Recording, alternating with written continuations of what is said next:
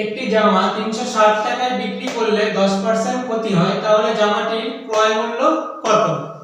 তো তোমরা দেখে নাও একবার, ঠিক আছে? তো এই টাইপের অঙ্ক এটা তোমার আরআরবি তে এসেছিল, আরআরবি প্রিভিয়াস ইয়ার কোশ্চেন, ঠিক আছে? রেলের এক্সামে এসেছিল। তো প্রথমে আমরা দেখব 10% ক্ষতি, তার মানে 10% মানে 10/100, 1/10। এই যাই পার্সেন্টেজ থাকুক, আমার লাভ না ক্ষতি সেটা আগে দেখে নিয়ে তারপরে এই স্ট্রাকচারটা বের করলাম। এবার আমার সিপি, এসপি আর হচ্ছে লস বলেছে এখানে, ক্ষতি মানে লস, এই জিনিসটা আমরা দেখে নেব, ঠিক আছে? তার মানে আমরা এখান থেকে সিপি মানে 10 টাকা যদি কিনি, আমার ক্ষতি কত হচ্ছে 1 টাকা, তাই তো? তার মানে 10 টাকায় যদি কিনে 1 টাকা ক্ষতি হয়, তার মানে আমার বিক্রয় মূল্যটা কত হবে, মানে এসপি মানে বিক্রয় মূল্য, তার মানে আমি 9 টাকায় যদি বিক্রি করি তবে যে 1 টাকা ক্ষতি হবে। এই জিনিসটা ভালো করে বুঝে নেবে তোমরা, ঠিক আছে? তাহলে করতে পারবে।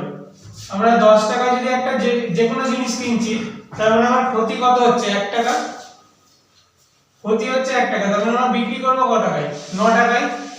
এবার আমাদের কোশ্চেনে চেয়েছে কি, কোশ্চেনে চেয়েছে ক্রয় মূল্য, ক্রয় মূল্য কত? এবার এখানে তোমার দেয়া আছে, দেখো বিক্রয় করেছে 360 টাকায়, বিক্রি করেছে, তার মানে বিক্রয় মূল্যটা আমার এস মানে 9 সমান দেয়া আছে 360, তার মানে 1 সমান কত, 360/9, 40 টাকা।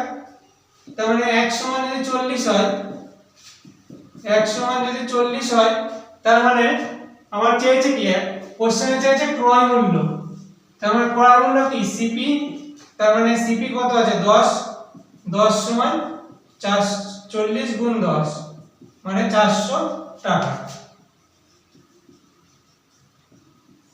400 টাকা। তাহলে অপশন বি।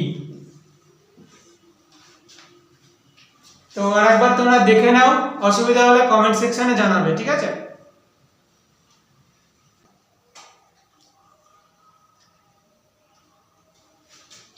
যদি মাছের কেনা দাম 250 টাকা এবং 10% লাভ হয়, তাহলে মাছের বিক্রয় মূল্য কত হবে? এই হচ্ছে তোমাদের অপশন। লাভ ক্ষতি থেকে একটা ইম্পর্টেন্ট একটা অঙ্ক, এই অঙ্কটা বহুবার তোমাদের রেলের পরীক্ষায় আসে, ঠিক আছে?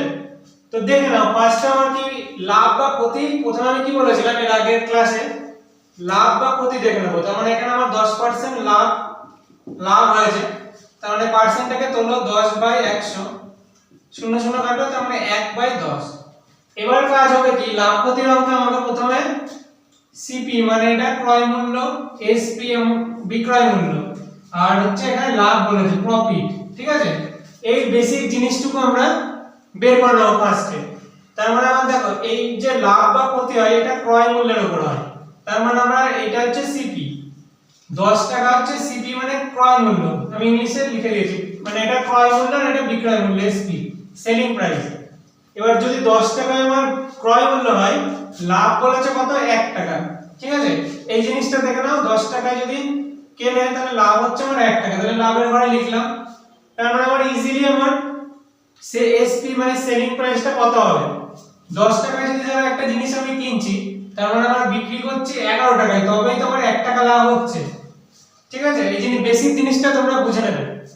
এবার বলেছে কি, মাছের দাম এত টাকা, 250 টাকা, দাম মানে সিপি মানে 10 মানে 250 বলে দেওয়া আছে, ঠিক আছে? তার মানে 1 সমান কত, 250/10